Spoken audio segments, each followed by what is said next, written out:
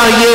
نعرہ تکبیر، نعرہ رسالت، نعرہ حیدری.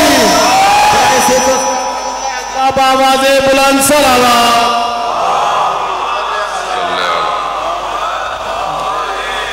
تمام مومنین سے ملتمس ہو کہ وہ اپنی اپنی جگہ پہ تشریف رکھیں.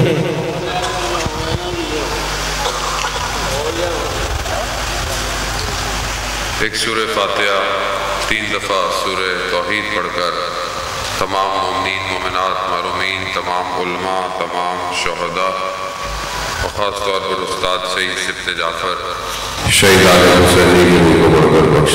بسم اللہ.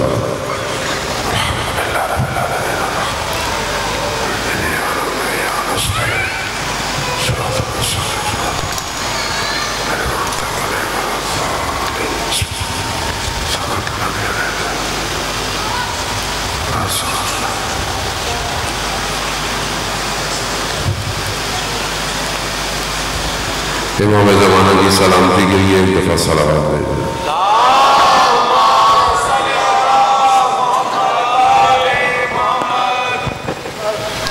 لا حول ولا قوة إلا بالله العلي العظيم. حسبنا الله ونعم الوكيل، نعم المولى ونعم النصير. أعوذ بالله من الشيطان الرجيم. بسم الله الرحمن الرحيم.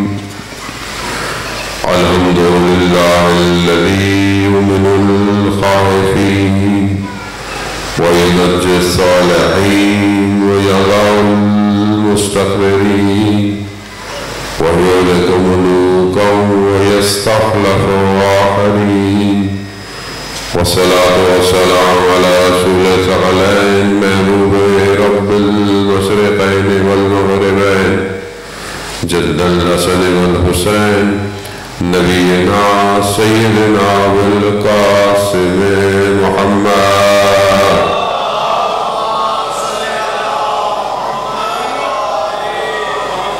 وعلى آله الطيبين الطاهرين المعصومين لا سيما بقية الله في الأرضين روحي وأرواحنا لتراب مقدمة الفداء ولعنة الله على أعدائهم أجمعين.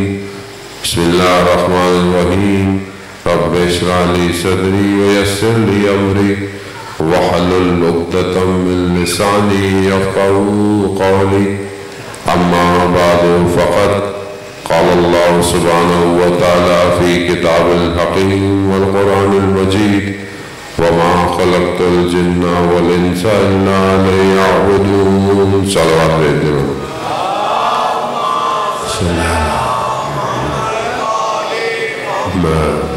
عزیزان محترم، 12 محرم الحرام ہے. امام کا کارواں جو مدینہ سے چلا تھا وہ کربلا میں تھوڑا ہی رہ گیا ہے، اور جو کچھ بچا ہے وہ کوفہ پہنچ چکا ہے. وہ بیٹے جن کو ماؤں نے بڑے نازوں سے پالا تھا ان کے سر نیزوں پر ہیں، ہاتھوں میں رسیاں ہیں اور گلے میں توق ہے. وہ یہ مصیبت کے دن شروع ہوئے ہیں ابھی، اور یہ جاری ہے جب تک یہ کارواں مدینہ واپس نہیں آئے گا. ہمیں خدا نے یہ توفیق دی ہے کہ ہم ان دنوں میں جمع ہوں اور امام کی مصیبت کا ذکر کریں اور امام کے مقصد کو بیان کریں، تاکہ ہم اس تک پہنچ جائیں جو عزاداری کا اصلی وارث ہے. کیونکہ جو اصل وارث ہے وہ غیبت کے پردے میں ہے، اصل حقیقت وہی جانتا ہے. اور اسے بھی ضرورت ہے ان کی کہ جو اسے پکار رہے ہیں. اللہ جل اللہم صلی علی محمد و عزیزان محترم. کیونکہ جمعے کا دن ہے اور آخری ساعتیں رہ گئی ہیں جمعے کے دن کی، تو ضروری ہے کہ ہم اپنے امام پہ گفتگو کریں، اور اسی کو ضرورت ہے امت کی. یہ مجلس، یہ عزاداری، یہ مکتب جسے خون کی قربانیاں دے کر بچایا گیا ہے، اس کا اصل ہدف امت سازی ہے. ایک امت بنے، امت. کیونکہ امام کو امت چاہیے، امام کو گروپ نہیں چاہیے، امام کو پارٹی نہیں چاہیے، امام کو قوم بھی نہیں چاہیے، امام کو امت چاہیے. امت. امت میں نہ رنگ ہے، نہ نسل ہے، نہ زبان ہے. امت جس کے اندر یہ خوبیاں ہوں کہ وہ امام کی اطاعت کر سکے، چاہے وہ کوئی بھی ہو. عزیزان محترم، یہی پیغام پوری دنیا کے لیے. یہ مجلس تربیت کی جگہ ہے. یہاں پر انسان بنائے جاتے ہیں، وہ انسان کہ جو دشمن کو بھی پانی پلائے اسے کربلا بناتی ہے. تو بہرحال زیادہ وقت نہیں ہے، حسب توفیق خدا کے شکر گزار ہیں کہ یہ موقع ملا. آپ مومنین کے بھی مشکور ہیں، انتظامیہ کے، مینجمنٹ کے، کہ انہوں نے یہ موقع دیا تھوڑی دیر اور کہ ہم کیا کریں کہ ہم امام تک پہنچ پائے. امام نے لوگوں کو دعوت دی. جب کارواں امام کا مدینہ سے نکلا، مکہ سے کربلا، سفر جاری اور ساری ہے. مکہ سے امام جب نکلے ہیں تقریباً 24 دنوں میں کربلا پہنچے، اور اس راستے میں امام نے بہت لوگوں کو دعوت بھی دی، خط بھی لکھے. جن کے اندر صلاحیتیں تھیں یا جن پر نگاہ کرم تھا وہ کاروان میں آ گئے.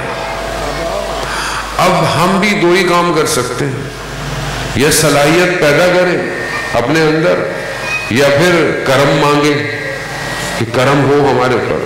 لیکن کچھ کرنا پڑے گا، کچھ کرنا پڑے گا. ہم کیا کریں؟ امت کیسے بنتی ہے؟ امت کیسے بنائیں؟ جانے محترم، ساری باتیں ہم جانتے ہیں لیکن بھول چکے ہیں. اصل میں امت چھوٹے چھوٹے گروہ سے تشکیل پاتی ہے. جیسے آپ کا یہ محلہ ہے، آپ اس محلے میں رہتے ہیں، آپ اس علاقے میں رہتے ہیں. پہلے ہم اس کو بہتر کریں. یہ بہتر ہوگی تو شہر بہتر ہوگا، شہر بہتر ہوگا تو صوبہ بہتر ہوگا، صوبہ بہتر ہوگا تو ملک بہتر ہوگا. اگر آپ کا اپنا گھر خراب ہو اور آپ امت کی تبلیغ پہ نکل جائیں، یہاں غالباً رشیا کے کسی ملک، یہ جو بہت سارے ملک ٹوٹ گئے، ازبکستان، تاجکستان، آذربائیجان، ترکمانستان، ان میں سے کسی ایک ملک کا واقعہ ہے کہ کچھ ہمارے دوست احباب تبلیغ پہ گئے، وہاں مسجد میں گئے، مسجد میں جانے لگے تو حسب معمول شاپر میں اپنے جوتے اڑائے اور لے کر اندر رکھ دیے اور چلے گئے. اب وہاں جو لوگ تھے وہ دیکھ رہے ہیں کہ بھئی یہ کیا کر رہے ہیں. تو وہاں ایک بزرگ نے پوچھا ان سے بعد میں کہ مثلا کہ یہ آپ نے کیا کیا؟ کہا کہ جوتے اندر رکھے ہیں تاکہ کوئی لے نہ جائے. کہا کیوں، آپ نے ایسا کیوں کیا؟ کہا ہمارے ملک میں ہم مسجد میں باہر جوتے رکھے تو جوتے چوری ہو جاتے ہیں. تو انہوں نے کہا کہ دیکھیں پھر ایسا ہے کہ آپ اپنے ملک میں ہی تبلیغ کریں، کیونکہ آپ کے ملک کو تبلیغ کی زیادہ ضرورت ہے. ہمارے ملک میں جوتے یا کوئی بھی چیز چوری، تو ہم ابھی تک اپنی مسجدیں ٹھیک نہیں کر پائے. ایسے ہی ہے نا، ابھی مولوی بیچارے کو بھی ڈر لگتا ہے جوتے اتارے گا، پتہ نہیں واپسی میں ملیں گے کہ نہیں ملیں گے.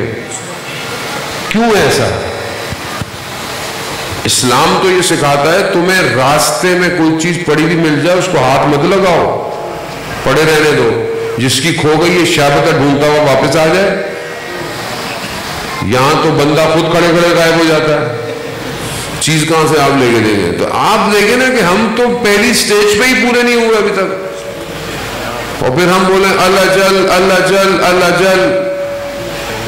بھائی کم از کم اپنا محلہ تو ایسا بنا لو کہ کسی کی کوئی چیز گر جائے تو اس کو مل جائے. تو کیا ہم نے اپنی گلی کو ایسا بنایا ہوا؟ کیا ہمارا محلہ ایسا ہے کہ ہم کوئی چیز چھوڑ جائیں؟ ابھی وہ پچھلے دنوں ویڈیو وائرل ہوئی سوشل میڈیا پہ، بلتستان کے اسکردو کے کسی غریب سے شخص کی، اس کو رستے میں کسی کے بیگ سے پتہ نہیں کتنے لاکھ روپے ملے، اور اس نے وہ ڈھونڈے ہوئے جو بھی تھا جو پولیس کو واپس کر دیا. تو اس سے پوچھا بھائی آپ کو ضرورت نہیں تھی؟ کہا نہیں، اتفاق سے میں بے روزگار بھی تھا، مجھے ضرورت بھی تھی. تو کہا آپ نے رکھی کیوں نہیں؟ کہا میرا دین مجھے اجازت نہیں دیتا. دین، یہ دین کہاں ہے؟ میرا دین مجھے اجازت نہیں دیتا. میرا دین مجھے اجازت نہیں دیتا کسی کے گھر کا دروازہ کھلا ہوا تو اس میں جھانکوں. دین، میرا دین اجازت نہیں دیتا میں چھت پہ جاؤں اور اوپر سے مجھے کسی کا گھر نظر آئے. دین اجازت نہیں دیتا. یعنی کیا؟ یعنی امت یہ ہو، ایسی ہو امت، یہ ہوگی تب امام آئے گا. امام کو بلانا آسان نہیں ہے.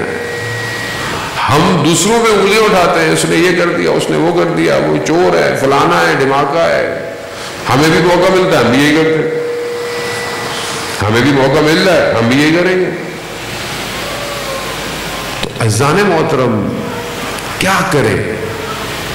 بہت ساری چیزیں سب تو بیان نہیں کر سکتا انسان، تو اتنا تو وقت بھی نہیں ہے. جو جوان ہمارے مخاطب زیادہ ہے، عزیزان محترم جوانی جو ہے نا یہ بہت امپورٹنٹ ہے. جیسے جب آپ کا گھر بن رہا ہو، بلڈنگ بن رہی ہو، کوئی بھی چیز بن رہی ہو، جس کی بنیاد اچھی ڈل جائے اس کے اوپر جتنی منزلیں کھڑی کرو گرتی نہیں ہے. لیکن اگر بنیادیں ہل جائیں تو پھر جتنا بھی کچھ بنا لے کوئی فائدہ نہیں ہوتا، کبھی بھی گر سکتی ہے. تو جوانی جو ہے نا یہ بہت امپورٹنٹ ہے. جو جوانی میں خدا تک پہنچ گیا پھر اسے بڑھاپے میں تسبیح ہاتھ میں پکڑنے کی ضرورت نہیں ہوتی ہے، پھر اس کا وجود خود ذکر کر رہا ہوتا ہے. تو پہلی چیز جو جوانوں کے اندر بہت زیادہ ضروری ہے وہ ارتباط ہے، رابطہ. کس سے دوستی کرے، کیا دوستی کرے؟ تو یہاں چند حدیث میں آپ کی خدمت میں بیان کرنی ہے، خاص طور پہ جوانوں کے لیے، تاکہ ہمیں اندازہ ہو کہ ہم کس کے ساتھ اٹھے اور بیٹھے. ذرا محترم صلوات بھیجے محمد والے.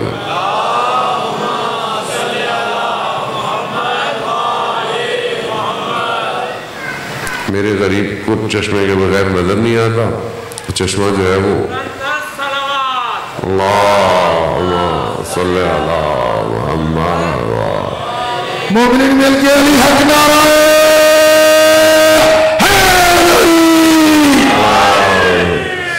وزان محترم. چند حدیثیں میں بہرحال آپ کی خدمت میں لایا تھا کہ میں آپ کی خدمت میں پیش کروں، اور وہ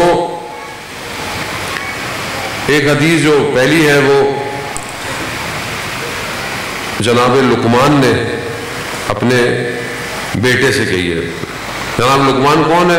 قرآن سورہ لقمان. غلام ہے لیکن اپنے آپ کو اس قابل بنایا کہ اللہ نے حکمت کو جاری کر دیا. یعنی حکمت کا جو چشمہ ہے، علم کا چشمہ ہے، وجود سے باہر آ گیا، اور خدا نے ان کے نام پر قرآن کی سورت اتار دی. یعنی اگر آپ اور میں بھی کوئی کام کریں تو خدا ہمارے نام کو بھی روشن کر سکتا ہے. جناب لقمان نے اپنے بیٹے کو نصیحت کی اور یہ سب کے لیے، سب کے بیٹوں کے لیے قرآن ہے۔ قرآن میں جناب لقمان کی بڑی اہمیت۔ جناب لقمان نے اپنے بیٹے سے کہا یا بنیا، اے میرے بیٹے، جالس العلماء، علماء کے ساتھ بیٹھا کرو۔ اے میرے بیٹے، علماء کے ساتھ بیٹھا کرو اور دو زانو ہو کے بیٹھا کرو، یعنی احترام کے ساتھ بیٹھا کرو علماء کے ساتھ۔ کیوں؟ اس سے کیا ہوگا؟ اس سے خدا تمہارے دل میں نور اور حکمت کو زندہ کرے گا۔ علماء، اب انسان کو علماء دوست ہونا چاہیے۔ اب آپ بولیں گے مولانا آپ بیٹھے تو ہم آپ کے ساتھ بیٹھے، آپ تو بیٹھتے ہی نہیں ہیں۔ اب آپ میرے پر خالی نہ رکھیں نا، علماء اور بھی بہت سارے ہیں، آپ کے اپنے محلے میں ہوں گے، دوست احباب ہوں گے، آپ کے بہت ہیں۔ کوشش کریں علماء کے ساتھ بیٹھیں۔ مسجد میں نماز پڑھنے جاتے ہیں، عالم بیٹھے ہوئے، تھوڑی دیر بیٹھ جائیں۔ علماء کے ساتھ بیٹھنے سے اور ادب سے بیٹھنے سے خدا اندر سے نور کو جاری کرتا ہے اور حکمت جو ہے وہ کھلتی ہے۔ اور اس طرح جناب لقمان فرماتے ہیں بیٹا نور اس طرح آتا ہے جیسے آسمان سے بارش آ رہی ہوتی ہے۔ اب یہ حکمت اور نور کیا ہے؟ یعنی کہاں سے نکلے گا؟ بدن سے کوئی روشنی آئے گی؟ نہیں۔ جو اصل قلب ہے انسان کا، اس پہ جو دنیا زنگ لگا دیتی ہے نا، جو انسان دنیا کی محبتوں کی وجہ سے، دنیا کی باتوں کی وجہ سے۔ اب آپ علماء کا کردار دیکھیں۔ شہید مطہری رضوان اللہ تعالی علیہ جو بہت بڑے مفکر اسلام ہیں، مرتضی شہید مطہری، جوانوں کو چاہیے کہ ان کی کتابیں پڑھا کریں۔ اردو کے اندر بہت کتابیں ہیں اردو کی۔ مانوی آزادی پہلی کتاب ہے کہ جو جوانوں کو سب سے پہلے پڑھنی چاہیے، چھوٹی سی کتاب ہے، مانوی آزادی۔ وہ فرماتے ہیں کہ جب ہم بدھ کے دن امام خمینی کے درس میں جاتے تھے نا تو ہماری ہڈیاں کانپ رہی ہوتی تھی عالم کے درس میں۔ پھر جمعرات جمعہ آہستہ آہستہ ہم نارمل ہونا شروع ہو جاتے تھے۔ ہفتہ اتوار آتا تھا، ہمیں ایسے لگتا تھا ہم پھر دنیا کی طرف جا رہے ہیں۔ پیر منگل تو ہم موت آنے لگتی تھی، پھر بدھ آ جاتی تھی، پھر ہم درس میں چلے جاتے تھے، پھر وہی روٹین۔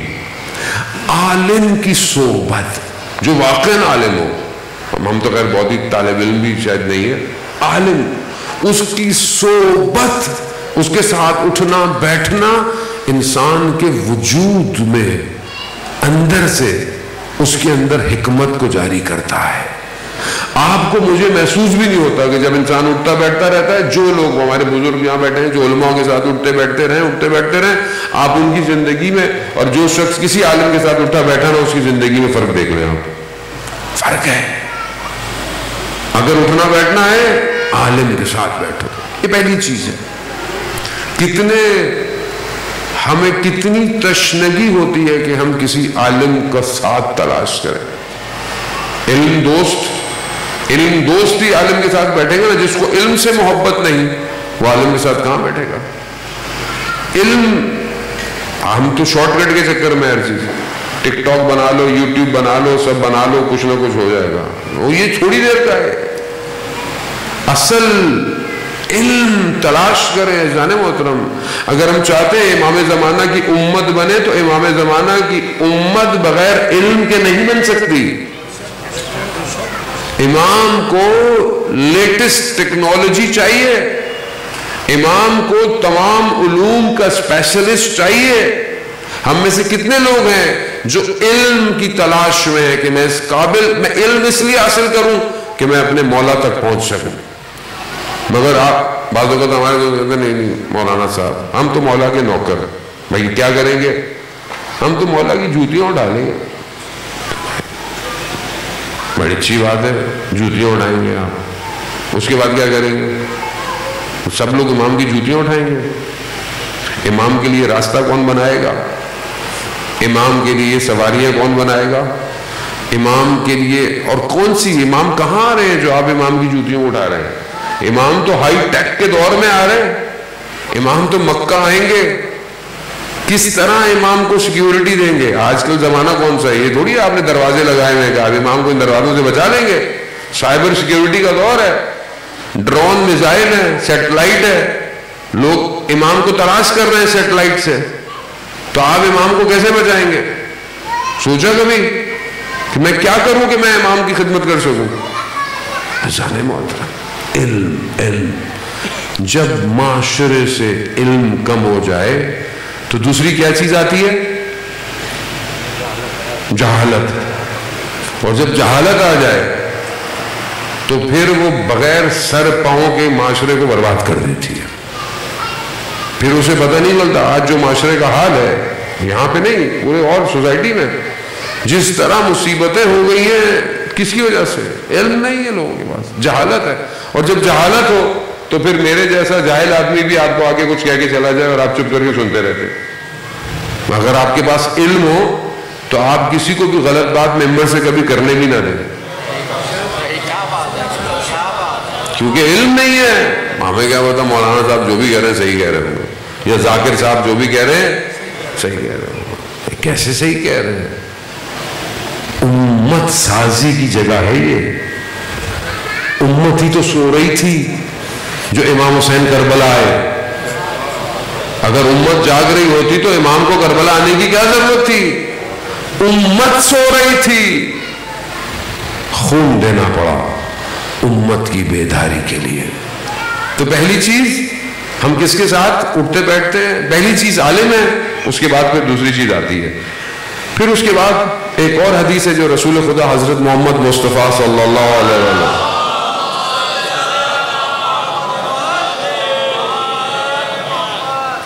رسول خدا نے اس حدیث کو حضرت عیسیٰ سے بیان کیا.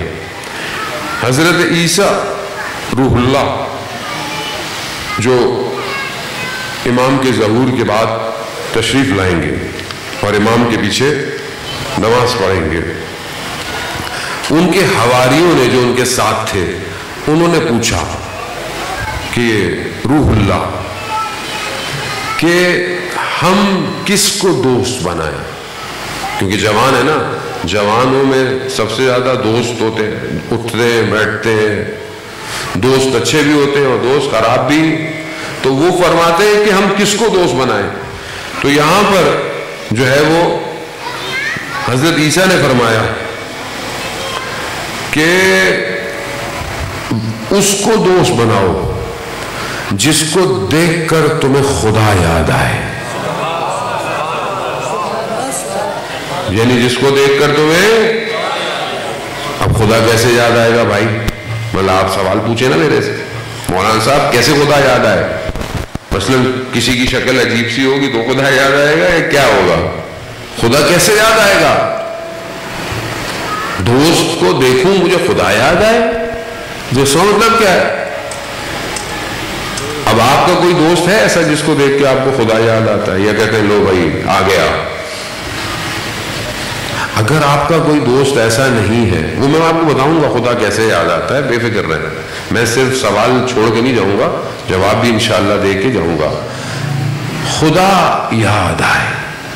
اب آپ بولے مولانا صاحب میرا تو کوئی دوست نہیں ہے، مجھے تو دوست کو دیکھ کے موبائل یاد آتا ہے، مجھے تو دوست کو دیکھ کے کھانا یاد آتا ہے، مجھے تو دیکھ کے کچھ اور جیسا دوست ہے وہی یاد آئے گا. تو آپ خود ایسے کیوں نہیں بن جاتے کہ آپ کو دیکھ کر آپ کے دوست کو خدا یاد آئے؟ آپ ایسے بن جائیں نا تو میں کیسا بنوں کہ خدا یاد آئے؟ اذان محترم، فقد عرف نفسا عرف ربا. جس نے اپنے آپ کو پہچانا اس نے اپنے رب کو پہچانا. جب آپ اپنے آپ کو تھوڑا سا ٹائم دیں گے تو خدا آپ کو یاد آئے گا. اور یہ دنیا آپ کو ٹائم نہیں دے رہی. دنیا نے آپ کو مصروف رکھا ہوا ہے. کوئی سیاست میں مصروف ہے، کوئی فرقہ واریت میں مصروف ہے، کوئی دنیا میں مصروف ہے، کوئی رشتوں میں مصروف ہے، کوئی نفس کی خواہشات میں مصروف ہے، کوئی آنکھوں کی لذت میں، کوئی زبان کی لذت میں، کوئی کانوں کی لذت میں مصروف ہے. سارا دن گزر جاتا ہے, رات کو سوتا ہے, اس کو پتہ ہی نہیں چلتا, صبح اٹھتا ہے پھر وہی دن, پھر وہی زندگی. اور جب سے یہ موبائل ہاتھ میں آیا ہے, کھانا ملے نہ ملے انٹرنیٹ چلنا چاہیے. بعض اوقات لوگ میسج کرتے ہیں اور لوگوں کو بھی میسج کرتے ہیں, مولانا صاحب گھر کے حالات بہت برے ہیں, کھانا نہیں ہے, یہ نہیں ہے, وہ نہیں ہے. میں نے کہا یار اتنے برے حالات ہیں مگر پھر بھی یو فون کا پیکج لگا ہوا ہے کہ مولانا کو میسج کیے جا رہے کیے جا رہے. یہ چلنا چاہیے سونے سے پہلے. اب کتنا عجیب ہے نا, جب ہم کسی شہر جاتے ہیں, کسی ملک جاتے ہیں, کسی جگہ جاتے ہیں, تو کیا ہمیں پوچھنا چاہیے؟ آپ کے خیال میں کیا پوچھنا چاہیے انسان, اور ہم کیا پوچھتے ہیں؟ جب آپ کسی کے گھر میں جاتے ہیں کیا پوچھتے ہیں؟ یا کسی دوسرے شہر میں جائیں کیا پوچھتے ہیں؟ یا زیارتوں میں جاتے ہیں جیسے ہم کیا پوچھتے ہیں؟ فوراً ہوٹل میں جا کے کیا پوچھتے ہیں؟ وائی فائی کا پاسورڈ. ہاں, یہ نہیں پوچھتے کہ فجر کی اذان کتنے بجے ہوگی بھائی, فلانی نماز کتنے بجے ہوگی, وائی فائی کا پاسورڈ دے دو. مشغول رکھا ہوا ہے, بزی رکھا ہوا ہے. ہر چیز ہمارے ملک میں تو فلٹر بھی نہیں ہے, آزاد ہے, جو دیکھنا ہے دیکھو, جتنا برباد ہونا ہے ہو جاؤ. سستا 1200 روپے میں پتہ نہیں 200 GB فری بنڈل پیکج, ساری رات بیٹھے رہو. بیٹی کس سے بات کر رہی ہے, بیٹا کس سے باتیں کر رہا ہے, کسی کو نہیں پتا. پھر جب مصیبت آتی ہے, کچھ ہو جاتے ہیں تو ہائے برباد ہو گئے. تو پہلے دھیان دینا تھا نا. مصروف رکھو. خدا کیسے یاد آئے گا؟ رات ساری رات آپ کی یوں ہو, فجر میں اٹھا جائے گا.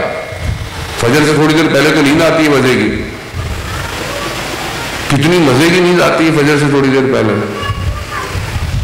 کہاں شہید جو خدا کی راہ میں خون دے, اس کا وصیت نامہ جو اس کے باپ نے پرنٹ کیا, اس نے اپنی ڈائری بنائی ہوئی تھی. اس ڈائری پہ اس نے لکھا ہوتا کہ میری زندگی کا سب سے تاریک دن, اندھیرا دن وہ تھا جب میں اٹھا تو سورج نکل چکا تھا. یعنی فجر قضا ہو گئی. ہمیں پتہ نہیں احساس ہوتا ہے کہ نہیں ہوتا فجر چھٹ گئی, یہ نہیں ہوگی. تو خدا کیسے یاد آئے گا؟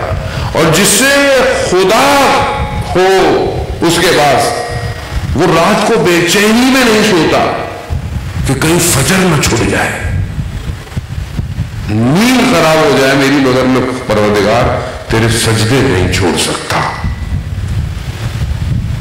اس کو خدا یاد آتا ہے. جو رات کی تاریکی میں کھڑا ہو, کوئی دیکھ نہ رہا ہو, اور خدا کی بارگاہ میں استغفار کرے, گریہ کرے, اس جوان کو دیکھ کر خدا یاد آتا ہے. ایک جوان, اسلام کا شروع کے دن ہے, جوان ہے, عجیب سی حالت میں مسجد میں انٹر ہوا. رسول خدا حضرت محمد مصطفیٰ صلی اللہ علیہ وآلہ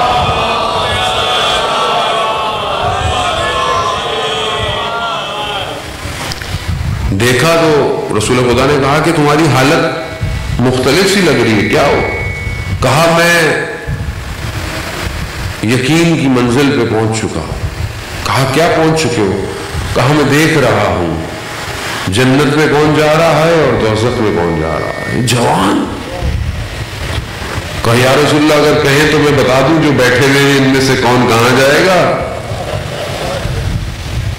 اس منزل پہ پہنچا, جوانی میں پہنچے. مرنے کے بعد تو ویسی جانا ہے سب نے. مرنے کے بعد آپ کو آپ کی اعمال نامہ نظر آئے, کوئی کمال نہیں ہے, وہ تو مجبوری ہے, آپشن ہی کوئی نہیں ہے. مرنے سے پہلے پتہ چلے نا کہ میں نے کہاں جانا ہے. اور وہ تبھی ممکن ہوگا جب آپ اپنی زندگی میں ٹائم نکالیں تھوڑا سا. آج جمعے کا دن تھا, امام کے ظہور کا دن. جمعے کا دن کس کا دن ہے؟ امام زمانہ کا دن ہے. جمعے کے دن, امام کا دن, 24 گھنٹے گزرنے والے, ختم ہونے والے, 40 منٹ 50 منٹ رہ گئے. پورے 24 گھنٹے 23 گھنٹے، 1 گھنٹہ تو بچ گیا، 23 گھنٹے میں میرے پاس اتنا ٹائم تھا، میں نے جمعے کے دن امام زمانہ کی زیارت پڑھی آج. 24 گھنٹے میں 5 منٹ نہیں ہے میرے پاس. 5 منٹ مولانا صاحب میں مصروف ہوں، بزی ہوں. کیا کر رہے ہیں بھائی آپ؟ کیا بزی ہیں؟ آپ کی کشتیاں چل رہی ہیں پانی کے اندر، ٹائم نہیں ہے. قرآن کی تلاوت وہاں صاحب ٹائم ہی نہیں ہے. واٹس ایپ، انسٹاگرام، ٹک ٹاک، اسنیپ چیٹ، سب پڑھنے کا ٹائم ہے. قرآن پڑھنے کا ٹائم، قرآن پڑھنے کا ٹائم نہیں ہے وہاں صاحب. قرآن سن لو، اندر کچھ ہوتا ہے. کیا ہوتا ہے؟ قرآن ہے، اللہ کا کلام ہے. اللہ کی بات سننے میں مشکل ہوتی ہے نا. مثلا آپ نے کوئی چیز کھولی، ایڈ آتا ہے نا، یوٹیوب پہ ایڈ آتا ہے، تو آپ کہتے ہیں یار اس کو ہٹاؤ جلدی جلدی، مجلس سننی ہے، نوا سننا ہے، یا کوئی بھی چیز ہے جلدی جلدی آئے. اسی طرح میں آپ کی بات نہیں کر رہا، میں کسی اور لوگوں کی باتیں کر رہا ہوں، جو لوگ لائیو سن رہے ہیں ان کی باتیں کر رہا ہوں. ٹی وی کھولا، قرآن کی تلاوت آ رہی ہے، فوراً چینل چینج کر دیا. کیوں؟ بے حرمتی نہ ہو جائے مولانا صاحب. ہندو قرآن سننا بے حرمتی، وہ ہم سن نہیں رہے. قرآن سننا وجود میں لذت پیدا نہیں کر رہا. بس ابھی یہاں میرے جگہ میں تو ویسے ہی کسی کام کرے، کوئی اچھا قاری بیٹھ جائے، قرآن کی تلاوت شروع کرے، کتنی دیر بیٹھیں گے ہم لوگ؟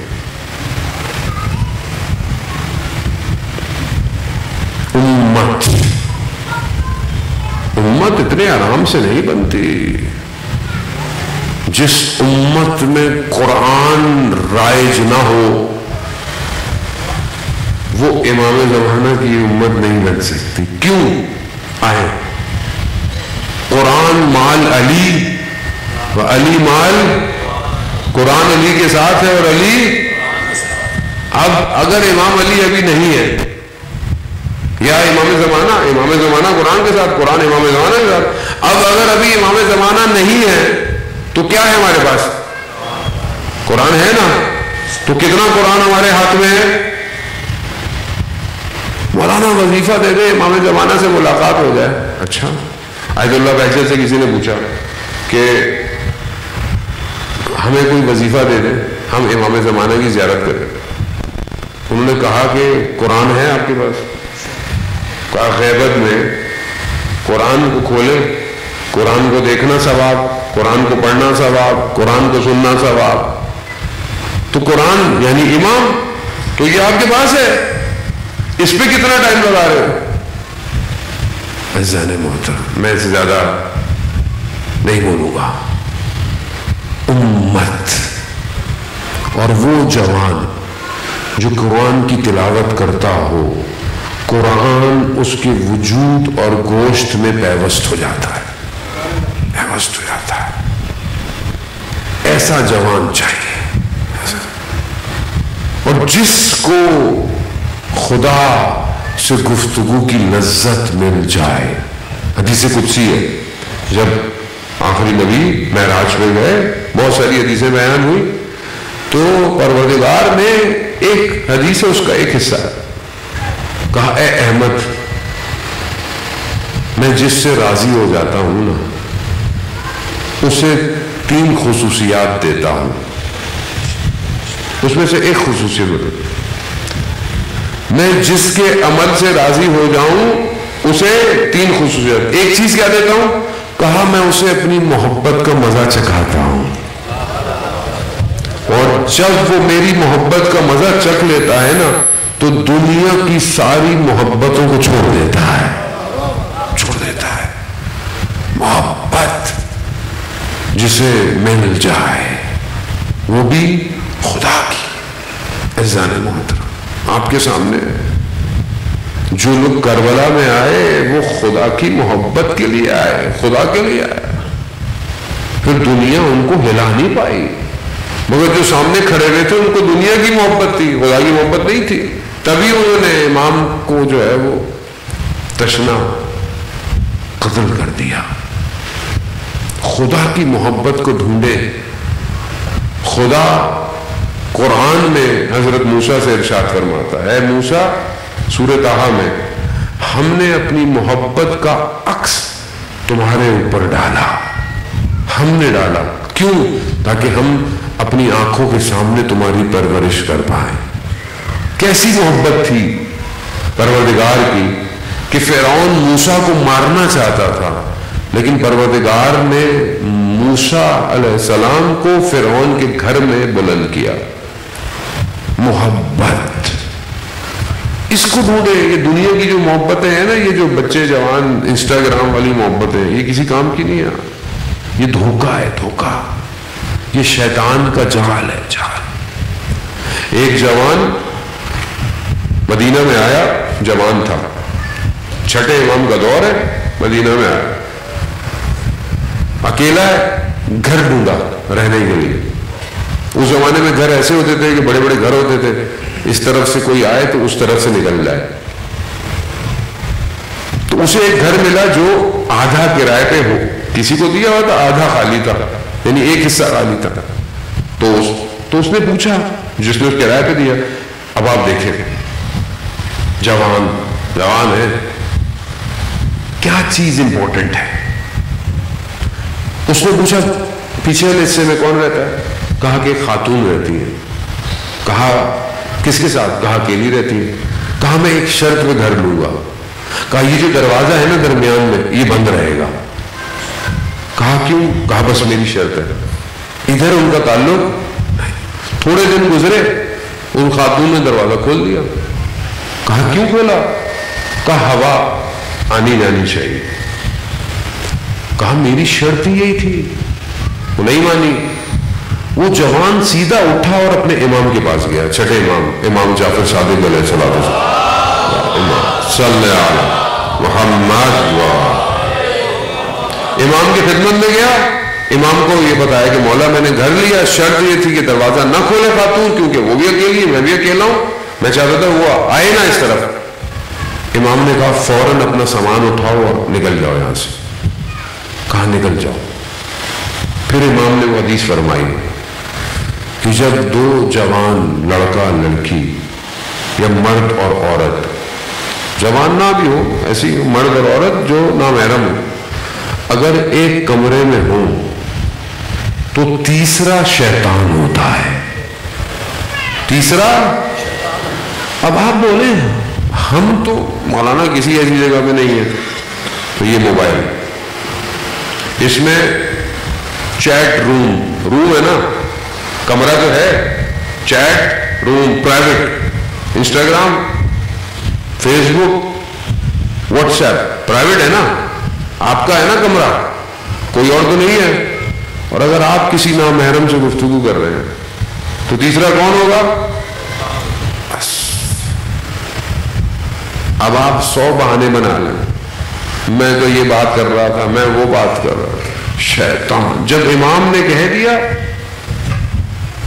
کالا امام صادق ہے، رضان محترم، خدا شیطان پوری کوشش کرتا ہے کہ کسی طریقے سے اس کو مصروف رکھو، اس کا وقت ضائع کرو، اس کے ذہن کو مصروف۔ یہی ذہن اگر آزاد ہو تو یہ کہاں پہنچ جائے، لیکن یہی ذہن اگر غلام بن جائے تو پھر امام انتظار کرتا رہتا ہے اور لوگ نہیں آتے۔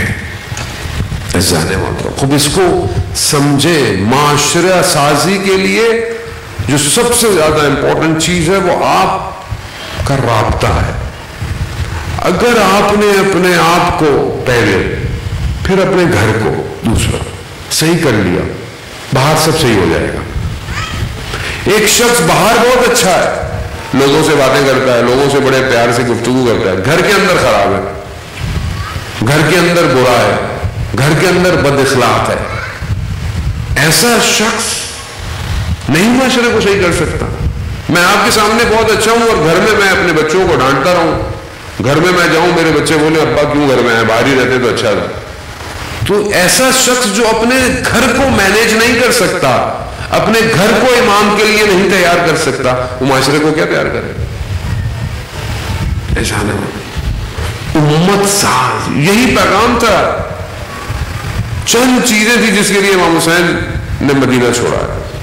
پہلی چیز اپنے نانا کے جد، اپنے نانا کی سنت کو زندہ کرنا چاہتا ہوں. دوسرا امر بالمعروف، نیکی کی ترغیب، نیکی کی دعوت، نہی از منکر، برائی کو روکنا چاہتا ہوں. دوسری چیز. تیسرا عدل کا قیام اور حکومت اسلامی کی تشکیل چاہتا ہوں. یہ کام تھا امام. اب اگر ہم سنت رسول کو زندہ نہ کریں اور مجلسیں کریں، مجلسیں ہوں، عزاداری ہو، سنت رسول زندہ نہ ہو، تو ہم لوگ کیا امام حسین کے مقصد پر ہیں؟ ہماری مجلس ہو، اچھائی کی دعوت نہ دی جائے، نیکی کی ترغیب نہ کی جائے، برائی سے روکا نہ جائے، تو کیا ہم امام حسین کے مقصد میں ہیں؟ اسی کو سمجھنے کی ضرورت ہے. آج اگر معاشرہ نہیں بن رہا تو قصور ہمارا ہے، آپ کا نہیں ہے، میرا قصور ہے. جس کے پاس یہ منبر ہے اس کا قصور ہے. اس نے کالا امام صادق، کالا امام باقر لوگوں کو نہیں بتایا. آپ جوان ہیں نا، آپ وہ امام کا لیٹر پڑھیں، لیٹر جوانوں کے لیے 100 سے زیادہ امام کی سفارشات ہیں. کون سا لیٹر؟ امام علی علیہ السلام نے جو امام حسن مصطفیٰ کو لیٹر لکھا ہے، اللہم صلی علی محمد، وہ لیٹر وقت نہیں ہے بہرحال میں اس کو آپ کی خدمت میں بیان کروں. اس کا لیٹر کا نمبر 31 ہے، بعض پرنٹ میں اوپر نیچے. کس میں ہے؟ نہج البلاغہ میں. نہج البلاغہ کیا ہے؟ مولا علی علیہ السلام کے خطبے، نامے اور اقوال، 3 چیزیں ایک کتاب میں جمع ہیں. اس کا نام ہے نہج کہاں ہے؟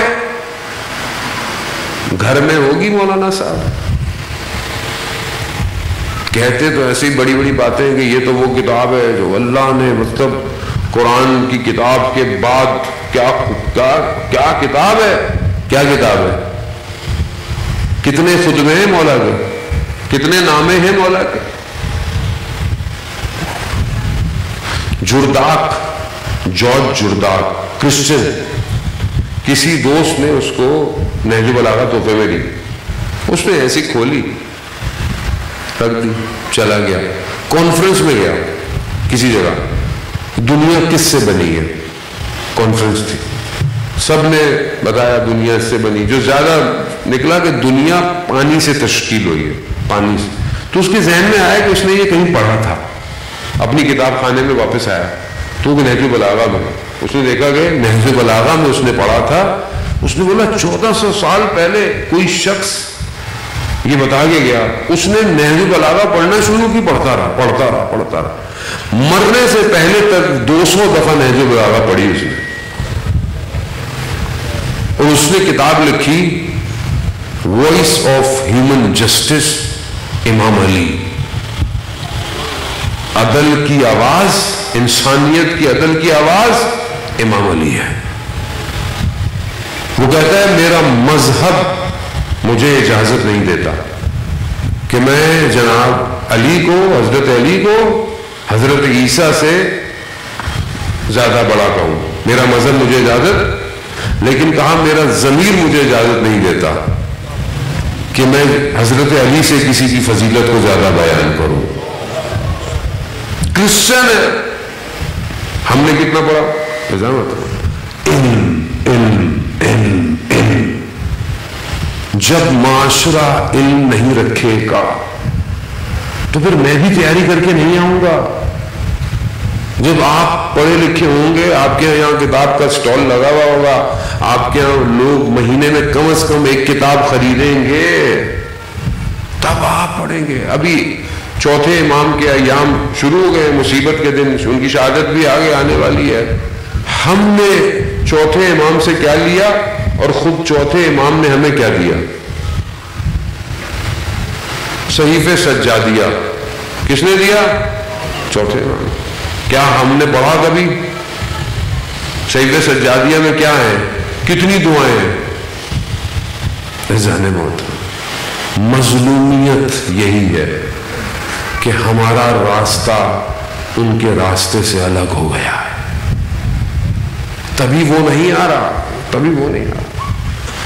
مجلسوں میں سب ہونا چاہیے، فضائل بھی ہو، نعرے بھی لگے، سب ہونا چاہیے، اس میں کوئی ایسا نہیں بات، اچھی بات ہے، فضائل بھی بیان کریں، نعرے بھی لگائیں۔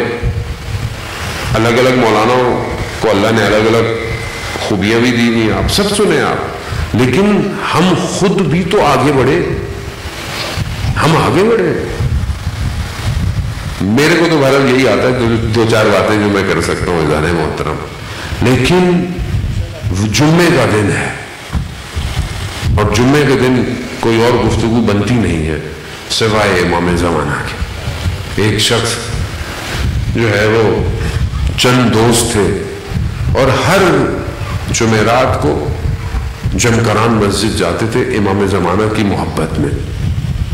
ایک دن ایک جلدی پہنچ گیا اس جگہ جہاں سے یہ سب مل کے جاتے تھے، وہاں پہنچا، دیکھا کوئی نہیں ہے، بے چین بہت تھا، اضطراب بہت تھا، پریشان بہت تھا، چلنا شروع ہو گیا، رکا نہیں اور امام سے اپنے باتیں کیے جا رہا اپنے دل کی باتیں۔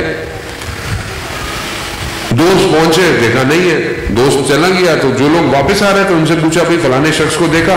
کہاں وہ جا رہا تھا، ہم نے دیکھا اس تو کہا چلو وہاں پہنچے مسجد میں، کہا تم نے ہمارا انتظار نہیں کیا؟ کہا آج میری دل کی کیفیت اچھی نہیں تھی، آج مجھے امام بہت یاد آ رہے تھے تو مجھ سے انتظار نہیں ہوا۔ تو انہوں نے پوچھا کہ تمہارے ساتھ کون تھا؟ کہا میرے ساتھ تو کوئی نہیں تھا۔ کہا جو لوگ واپس آ رہے تھے ہم نے ان سے پوچھا کہ تم کسی سید کے ساتھ جا رہے تھے۔ یعنی جب انسان دل سے باتیں کرے تو امام ساتھ ساتھ چلتا ہے۔ امام سے باتیں کرے۔ کتنا وقت ہم دنیا سے لوگوں سے باتیں کرتے ہیں اور ملتا بھی کچھ نہیں۔ امام سے بات کرے، کم از کم ہفتے میں ایک دن تو امام کو یاد کرے، کہے مولا میں خطا کار ہوں، گناہ گار ہوں، لیکن مولا میں آپ کا چاہنے والا ہوں، چاہنے والا۔ جمعے کا دن تھا، دعائیں نطبہ میں بھی صحیح طرح پڑھ نہیں پایا، تھوڑی سی پڑھ پایا، خدا توفیق دے کہ ہر جمعے کو دعائیں نطبہ پڑھا کریں۔ تو ایک بہت بڑے عالم دین تھے، وہ دعائیں نطبہ پڑھتے تھے، بیان کرتے تھے، اللہ نے ان کے نفس میں گرمی دی ہوئی تھی، لوگ جانتے تھے کہ ان کو اللہ نے توفیق دی ہوئی ہے۔ تو ایک دن ان کی مجلس میں، محفل میں جو دعائیں نطبہ کی تھی، عبد الکریم کفاش جو تہران میں مشہور تھا، جوتیاں موچی جسے آپ کہہ لیں، یا ان کا خاندانی فیملی نیم تھا، بہرحال مشہور تھا، چھوٹا سا آدمی تھا لیکن مشہور تھا کہ ہر ہفتے امام زمانہ سے ملتا ہے۔ وہ اس محفل میں آیا اور جب پروگرام ختم ہو گیا تو کہا کہ فلانی جگہ پر امام زمانہ بیٹھے ہوئے تھے۔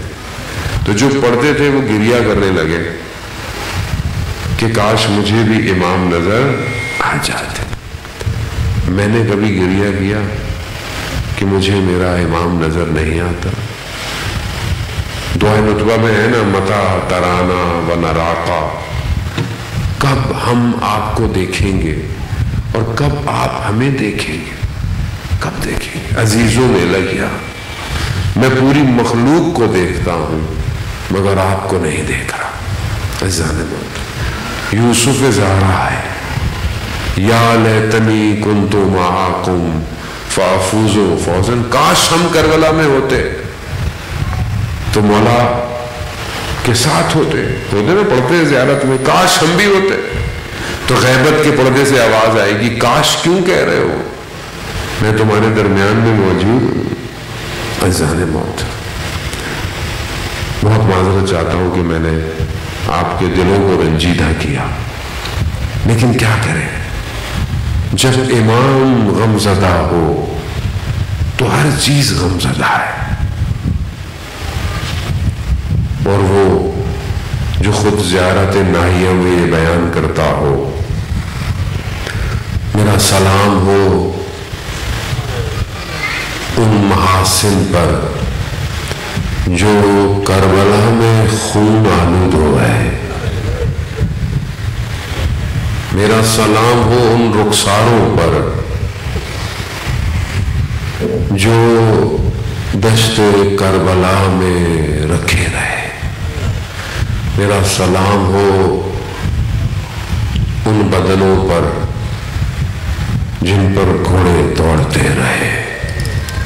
ہاں عزیزان محترم، آپ نے 10 دن بہت عزاداری کی، بڑے ماتم جلوس کیے، بڑی خدمت کی، امام کا ذکر کیا، لیکن جب عاشور آتی ہے تو انسان رات کو تھک کر کہتا ہے کہ بڑا کام کر لیا، اور ہم تو تھک کے واپس آتے ہیں اور پھر آرام کرتے ہیں، لیکن اہل بیت کا گھر تو 10ویں دن برباد ہوا ہے، اور عاشورہ سے سفر شروع ہوا۔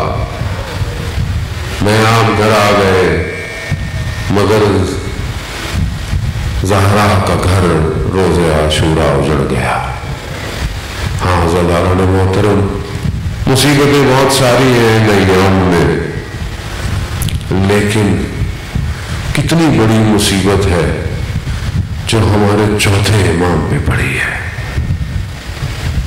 امام بیمار ہے، اور جب آخری وقت میں امام حسین اپنے بیٹے سے وداع کرنے آئے نا، ملنے آئے، اور امام نے بیماری میں جب کہتے ہیں کہ آنکھوں کو کھولا، دیکھا کہ بابا کا چہرہ زخمی ہے، خون لگا ہوا ہے، تو ایک دم پکارا، بھائی علی اکبر، چچا عباس۔ کہا بیٹا سب چلے گئے، سب چلے گئے۔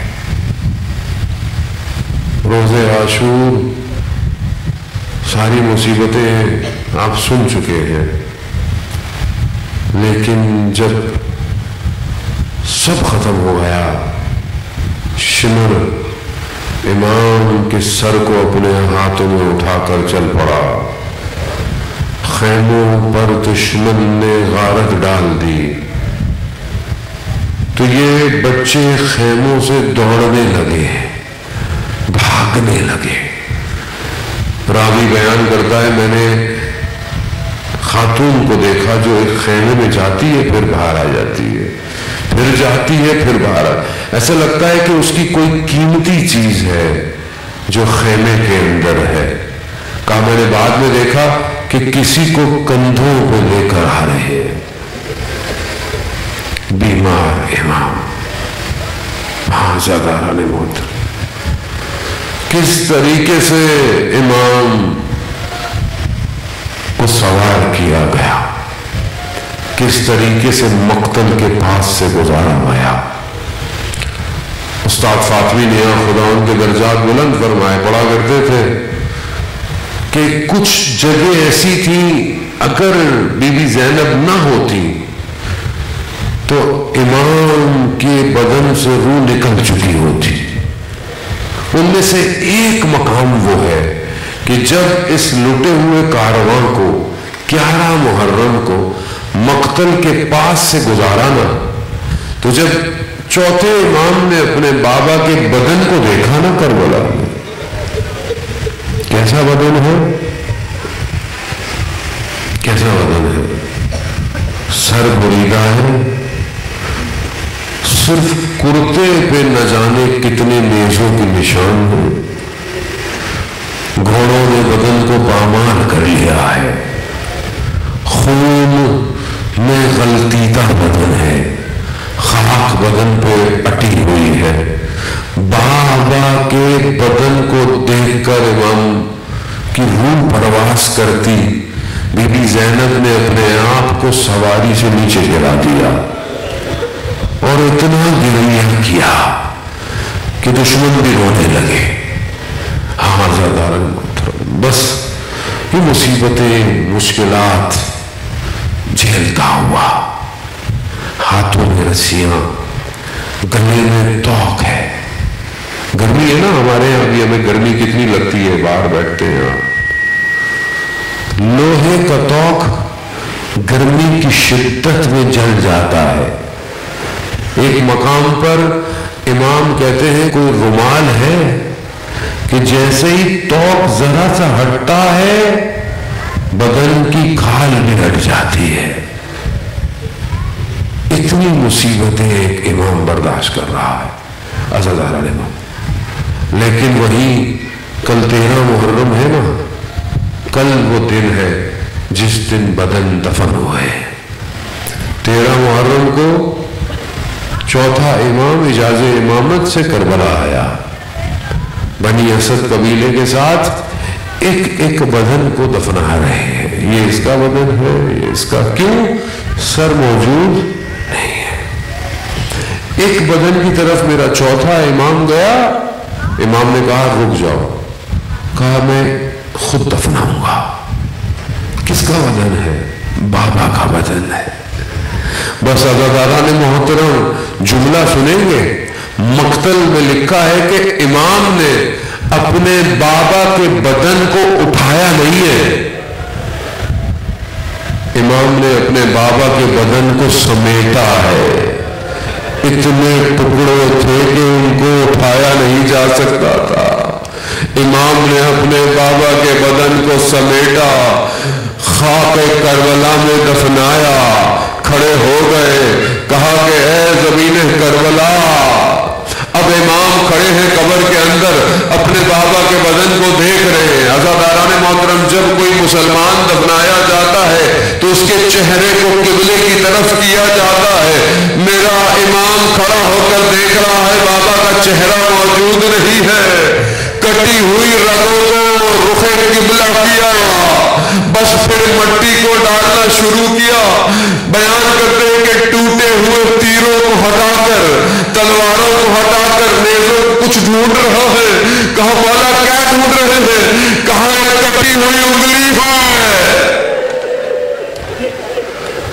بس مٹی ڈالی اور اس پر لکھ دیا حاضل قبر حسین ابن علی، یہ حسین ابن علی کی قبر ہے، جسے بھوکا مارا گیا، جسے پیاسا مارا گیا۔ الا لعنت اللہ علی القوم الظالمین وسیعلم الذین ظلموا ای منقلب ینقلبون۔ ماتم حسین۔